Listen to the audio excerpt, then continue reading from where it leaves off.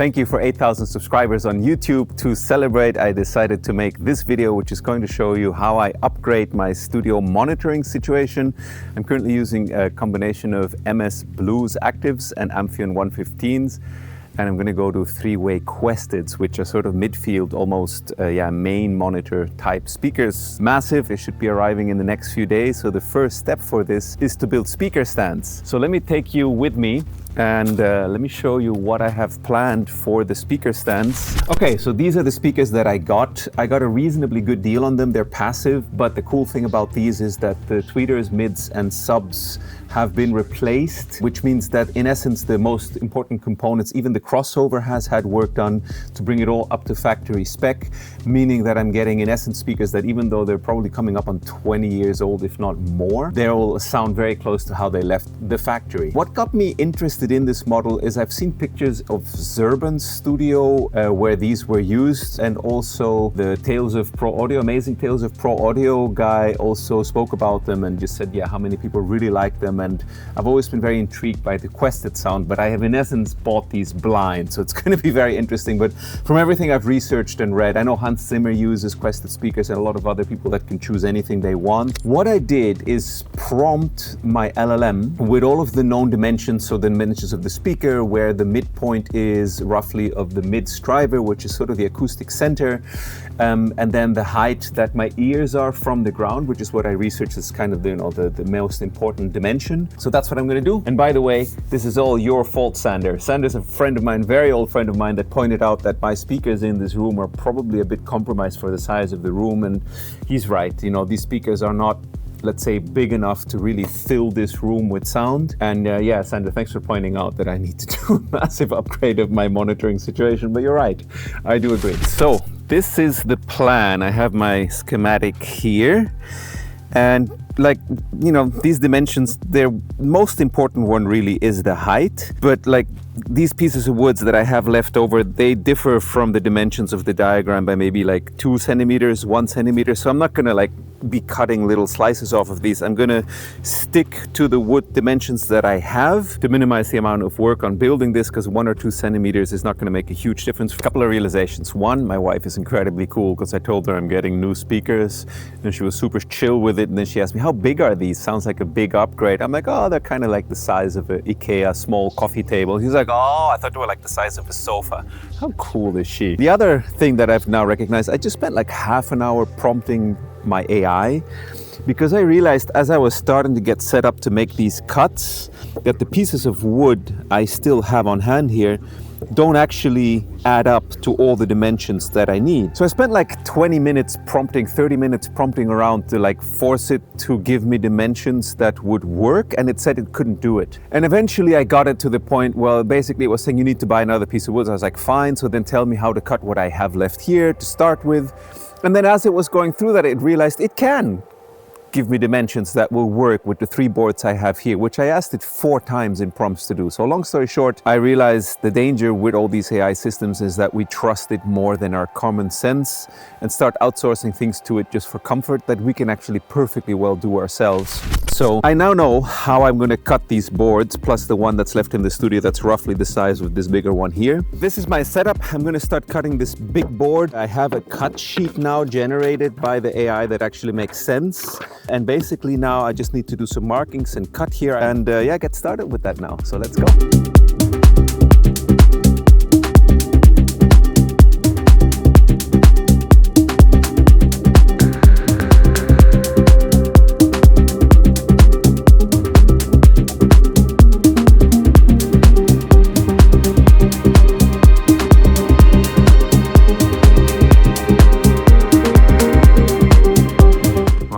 The gods are pleased that I'm building speaker stands for bigger speakers. This just came out. There's 2, but there's also a second rainbow in the first rainbow. It's crazy. It's a good omen. All right, so continuing on the build of these speaker stands, because the speakers actually arrived yesterday. I was busy with stuff, I didn't even see it. They're supposed to arrive tomorrow, so they're already in the city close to our house. So I gotta get these speaker stands done as soon as possible so I can grab them and test them. I can't wait. So this is my plan. I'm gonna be using these brackets to get the height right. Then I'm gonna screw the screws from the side into the wood because it'll just make my life way easier.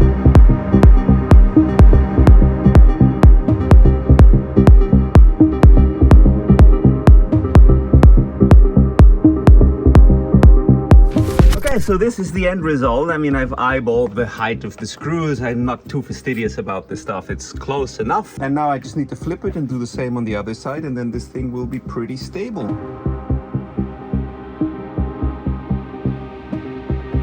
I'm going to drill the holes to attach this pillar to the bottom. And what I did is I just placed the pillar on top, as you can see, traced its outline and made little dots where the holes should be, which I'm going to drill now, and then I can put the holes through from the other side. And my amazing son is going to film it.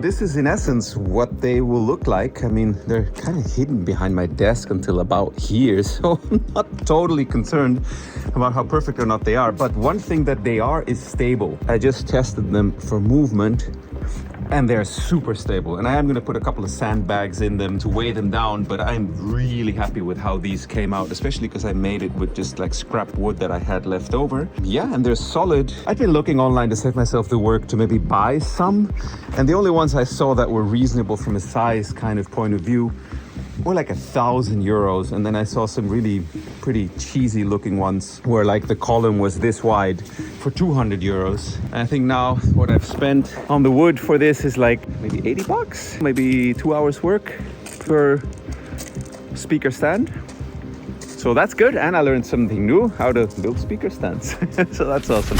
All right, so I've just dropped off my son at his school, and I'm on my way now to the city closest to us where the speakers, hopefully both packages, should be waiting for me. We can't get them delivered to our home because our home doesn't have a street address. It's kind of in the middle of the fields here in Portugal, and there's no postcode, there's no street. It's just like in the valley. Yeah, and I'm very excited about picking up these speakers. I still can't believe I'm gonna pick these up today. I've been waiting for this for like 3 weeks for this shipment between the holidays and New Year's, and UPS and everything just took forever. Let's head over to the closest city to us and see if the UPS shop has them. So this is it. They're here. They're in the car. They are as heavy as he said. They're really heavy, each box. The packaging looks so far good. Can't wait to get these puppies home. I still have to build the secondary speaker stand, so let's go. Today is the day to unpack the Questeds and get them up on the custom stands. I got really lucky because it's raining outside today. I finished building the stands yesterday, and I'm actually starting now to get rid of the old speaker stands and speaker setup so I can make space for the Quested. And while I'm doing this, I'm going behind there and organizing the cartons and stuff. Something else is what I've noticed is because of the wood I used, or wood in general, there is resonances. So I'm going to put something in here. There's already a stone in there. I'm going to just actually put them up like this and listen for a while before I try moving them around when someone else is here that's strong and can help me move these. What I'm going to do is I'm going to stick these foam pads under the top plate, which is probably the most likely to vibrate. So I stop that. And I'll probably just stick some old blankets or something in here. So this is pretty unconventional, but what I figured is, why don't I just use these for storage? So I've stuffed one of our camping tents in here, and now it's dead enough. One more blanket or something and then it's done. There you go. That's the speaker stands. This worked actually better than I thought. Check out the lack of resonances. That's perfect. Next step, getting the speakers up there. All right, so here we go with the unboxing. I just lifted one of these on my own, and it's definitely at the edge of what I can lift without getting a backache. So the guy from Fantastic Tales of Pro Audio, which is a super cool YouTube channel if you're into like audio engineering nerdery, sales distribution nerdery, I can highly recommend it. I'm going to link it below this video. He kind of turned me on to these speakers, and he said these were liftable on your own and you could give them to customers to put in their trunk. There's some strong people over there. That's it. They look very well packed. I was worried about this, whether the seller would pack them in such a way that the tweeters can't have contact with the boxes, because obviously that's a great way to destroy a speaker like this. But he did a great job. So they're up. Looks like I planned the height of the speakers really well. I mean, that's roughly my ear height. That one looks great. I'm a little concerned with this one that when I looked inside, I could see the crossover in there. It may have moved around in transport, so I'm gonna actually remove the woofer and check what's happening with the components inside before I power these on the first time. Okay, so I've opened this up now, and I'm very happy that I did, because this blue wire here was practically loose. It was barely touching the connector on the woofer. And yeah, inside here, the crossover is also kind of loose just in the box. So I'm gonna try to straighten both of these out so that they're lying correctly in the box. And I'm gonna check on the other side also the other woofer to make sure they're connected properly.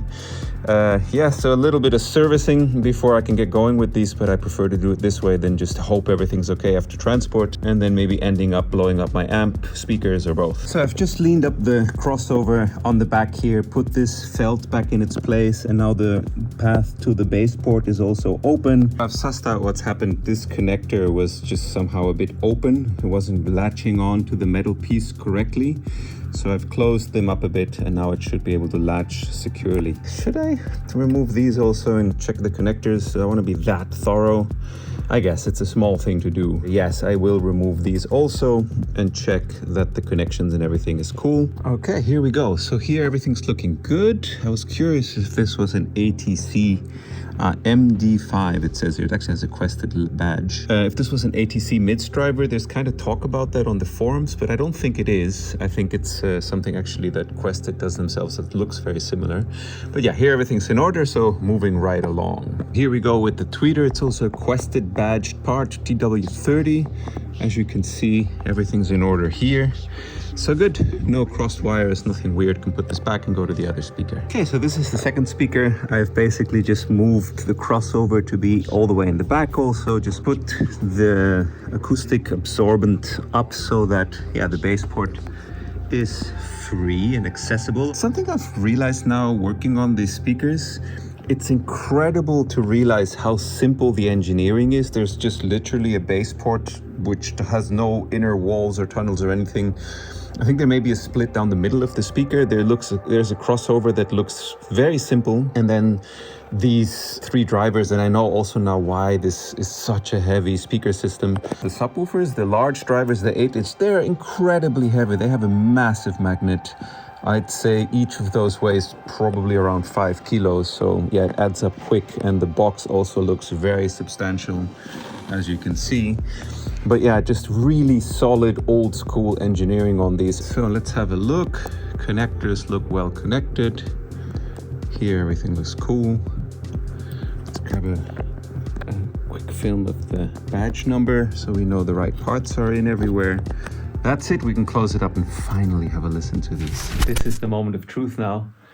I'll switch on the amp. If any bad stuff's gonna happen, that would be the moment. So let's see.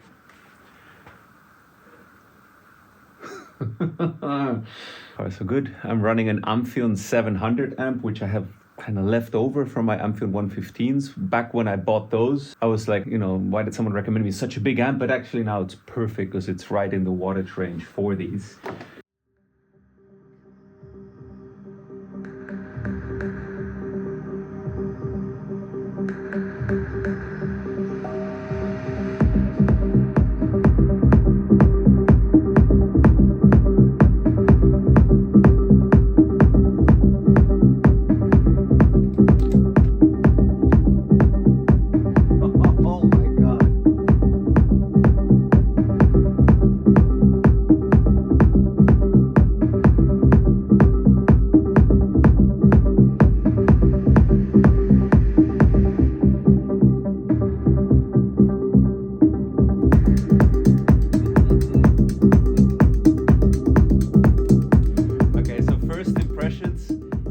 Everything I hoped they would be. Nice bass, punchy, mids and highs are there, but smooth I hear all the elements of my track and it's so musical. Like I love the quality of what I'm hearing, but they still sound like a studio monitor.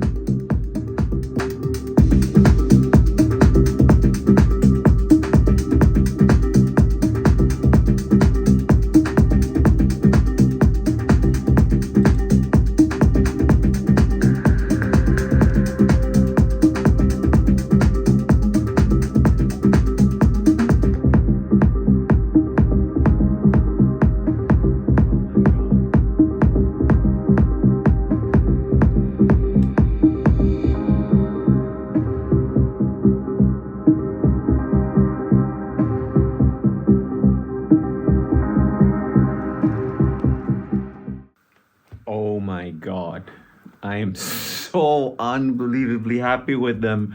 It sounds so different to my MS. Oh my God, like I can't begin to describe it.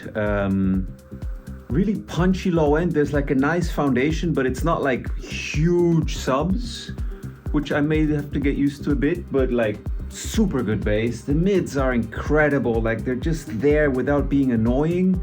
And the highs are beautiful and open without, again, being punchy and piercing.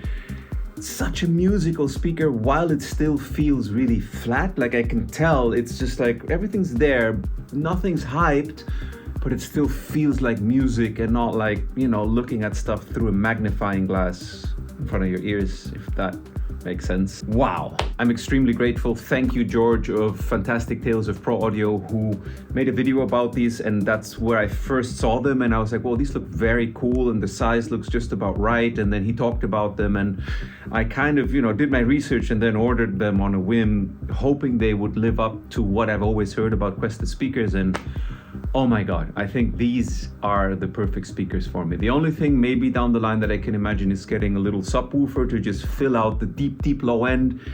I've heard people tend to do that often because they don't go like super far down, but it's clean and punchy. So with that, that has been the upgrade of the Rapid Flow Studio monitoring situation with passive Quested's H208, ran by an Amphion 700 amp with Volvox cabling to the amp and from the amp to the speakers. I'm sure that's also not hurting them to be really clear and clean. And yeah, it was a big thing to build the speaker stands and everything, but I'm really glad that I did. I'm gonna finish this video on a funny note, something that I just checked before where I was actually surprised. I mentioned at some point that my ancestors were carpenters and that some of them may not exactly be thrilled by some of my carpentry. I mean, as you can see, it's pretty good. I mean, they're stable, which is, you know, the main thing for me. But when I checked this today, I was like, hell yeah. All right, something of that genetic pool definitely stuck with me. And yeah, as you can probably tell, I'm happy as a kid in a candy shop with these. I can't wait to listen to more music on them. And yeah, that's it for me today. I'm gonna clean up the chaos. That's my studio again. I hope this was a fun video for you to see the whole process of upgrading these and maybe some little bits of helpful information along the way. Yeah, again, thank you for the 8,000 subscribes here on YouTube. And I really appreciate your feedback, your input, your comments, everyone that supports Rapid Flow and our company. And yeah, makes all this possible and gives me these kinds of tools so I can make even better sounds and samples, synthesizers for you. So yes, thank you so much for everything. Thank you for following and for subscribing, and we'll see you on the next video. Take it easy. Bye-bye.